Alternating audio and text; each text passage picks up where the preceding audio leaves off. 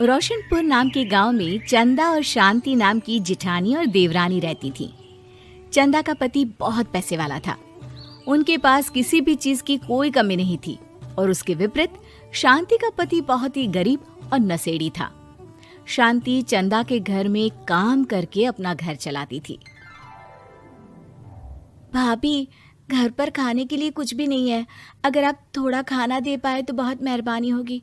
मुझे जो भी पैसे मिलते हैं वो तो आपके देवर नशे में उड़ा देते हैं। ये तुम लोगों का ना रोज रोज का ड्रामा हो गया है। अब देवर जी कमाते नहीं है तो मैं क्या करूं? तुम्हारा पति तो तुम्हारी सारी कमाई दारू में उड़ा देता है। रहने दो भूखा उसे। अरे ऐसे मत बोलिए भाभी, आप तो जानती ही हैं कि वो मन के कितने साफ हैं, पर इस बेरोजगारी के कारण उन्हें दारू पीने की लत लग गई है। अरे अपना ये रोना गाना बाद में कर लेना, पहले काम निपटा ले घर का। मेरा और टाइम खराब ना कर। जा गेहूं पीस ले, फिर तुझे कपड़े भी धोने हैं। शांति रसोई घर में जाकर गेहूं पीसने लगती है। पीसते पीसते कुछ गेहूं वहां कपड़ों में गिर जाते हैं, जिसे देखकर उसके दिमाग में एक आइडिया आता है। क्यों ना ऐसे ही थोड़े गेहूं मैं अपने पल्लू में बांधकर घर ले जाऊं, फिर एक बर्तन में जमा कर लूंगी और उसे पीसकर रोटी बना लूंगी। कुछ दिन तो ऐसे ही चलता रहा, मगर फिर एक दिन चंदा ने शांति को ऐसा करते हुए देख लिया। अरे पहले तो मुझे लगा तुम लोग बस गरीब हो, पर तुम लोग तो चोर भी हो। चोरनी कहीं की। मुझे तो लगता था तू गेहूं पिसती है, पर तू तो अपने पल्लू में गेहूं छुपाकर ले जाती है। निकल मेरे घर से। मुझे माफ कर दो भाभी, हमारे पास खाने के लिए एक दाना तक नहीं था, इसलिए मुझे ये सब करना पड़ा। अरे तुम लोग मेरे रिश्तेदार हो, इसीलिए दया कर कर तुझे मैंने अपने घर पे काम पर रख लिया, पर तू और तेरा पति हमारे खानदान का नाम मिट्टी में मिलाने पर उतारू हो चुके हैं। आपको मुझे जितनी गालियां देनी है दीजिए, मारना है तो मार भी लीजिए भाभी, पर मुझे काम से मत निकालिए। परिवार की बात है, वरना कोई और ऐसा काम करता ना तो धक्के मार कर कब से घर का बाहर निकाल दिया होता। रोते रोते शांति अपने घर चली जाती है, जहाँ उसका नशेड़ी पति कहता है, अरे कहाँ रह गई थी कामचोर? इतनी देर क्यों कर दी? आज पैसे लाई कि आज भी खाली हाथ वापस आ गई है? अपने हाथ दिखा। जरूर पैसे छुपा लिए ताकि मैं दारू ना पी पाऊं। नहीं जी, मैं आपसे क्यों छुपाऊंगी, और अभी आप दारू पीने की बात कर रहे हैं, उसी कारण तो आज हम लोगों की ये हालत हो गई है। किसी काम की नहीं है तू, बिना मार खाए समझेगी नहीं। रख, अभी तेरे होश ठिकाने लगाता हूँ। रामलाल शांति को बहुत मारता है। शांति का मन दुखी हो जाता है और वो गांव के तालाब के पास के एक पेड़ के नीचे बैठकर फूट फूट कर रोने लगती है। मैंने कभी किसी का बुरा नहीं किया, फिर भी भगवान मेरे साथ ऐसा क्यों कर रहा है? मैं तो रामलाल जी की फिक्र करती हूँ, फिर भी उन्होंने मुझे इतना मारा। तभी उसे एक आवाज सुनाई देती है, रोने की कोई जरूरत नहीं है बेटी, चिंता क्यों करती हो? ये आवाज कहाँ से आ रही है? शांति अपने आसपास देखती है, उसे कोई नहीं दिखता। वो ऊपर देखती है, जहाँ उसे एक छोटी सी परी दिखती है। आप कौन है? आप तो कोई परी लगती हैं। हाँ बेटी, मैं इसी पेड़ पर रहती हूँ।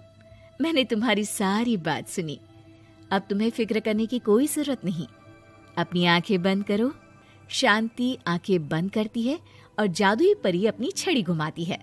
उसकी छड़ी घुमाते ही पेड़ के सारे पत्ते सुनहरे रंग के हो जाते हैं।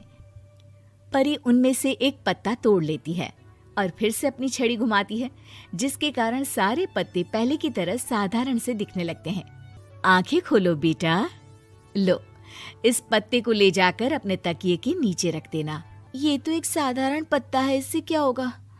ठीक है, अगर आप कहती हैं तो मैं इसे रख लेती हूँ। शांति उस पत्ते को लेकर अपने घर जाती है और अपने कमरे में तकिए के नीचे रखकर सो जाती है। सपने में उसे वही पेड़ वाली जादुई परी दिखाई देती है। बोलो शांति, क्या चाहिए तुम्हें? मैं चाहती हूँ हम बहुत अमीर हो जाए और मेरे पति नशा करना छोड़ दे, उन्हें कोई काम भी मिल जाए। कल जब तुम सुबह नींद से जागोगी, तुम्हारी इच्छा पूरी हो गई होगी। अगली सुबह शांति नींद से जागती है। अपने आसपास का नजारा देखकर चौंक जाती है। उसके बिस्तर पर चारों तरफ सोने चांदी रखे हुए थे। हे भगवान, कहीं मैं सपना तो नहीं देख रही? इतना सारा सोना, वो भी मुझ गरीब के पास। रामलाल जी को बताती हूँ, वो बहुत खुश होंगे। शांति जैसे ही कमरे के बाहर जाती है, वो देखती है कि रामलाल सूट बूट पहने काम के लिए बाहर जा रहा होता है। मुझे शहर में एक नौकरी मिल गई है शांति, मुझे आने में देर हो जाएगी, घर का ध्यान रखना। और इस तरह शांति बहुत अच्छा जीवन बिताने लगती है। उसके पास अब किसी भी चीज की कमी नहीं रह जाती। रातों रात शांति के पास आए इतने पैसों को देखकर उसकी जिठानी उससे पूछती है, अरे क्यों रे शांति, कहीं बड़ा हाथ मारा है क्या? अचानक तुम लोगों के पास इतना पैसा कैसे आ गया? नहीं नहीं भाभी, ये सब तो जादुई परी के दिए हुए पत्ते का कमाल है। शांति जादुई पत्ते के बारे में सारी बात चंदा को बताती है, जिसे सुनकर चंदा के मन में लालच आ जाता है और वो झूठ मूठ रोते हुए उसी पेड़ के नीचे जाती है जहाँ उसकी रोने की आवाज सुनकर जादुई परी कहती है, क्या हुआ बेटा, क्यों रो रही हो? मैं बहुत गरीब हूँ, मेरे पति मुझे बहुत मारते हैं, अब मैं जीना नहीं चाहती। चिंता मत करो बेटा, अपनी आंखें बंद करो। जादुई परी चंदा को भी उसी पेड़ का एक पत्ता देती है और तकिए के नीचे रखने को कहती है। चंदा उस पत्ते को लाकर अपने तकिए के नीचे रख लेती है और अगली सुबह जब उठती है तो उसके कमरे में चारों तरफ सांप बिच्छू रहते हैं। अरे बचाओ बचाओ, कोई मुझे बचाओ, ये कैसा पत्ता है जिसे लाने के बाद उस गरीब शांति के पास तो इतना सारा सोना आ गया और मेरे चारों तरफ ये सांप बिच्छू, अरे कोई बचाओ। चंदा अपनी जान बचाती हुई शांति के पास जाती है। चलिए भाभी, मुझे लगता है आपके घर में सांप बिच्छू को बस जादुई परी ही हटा सकती है।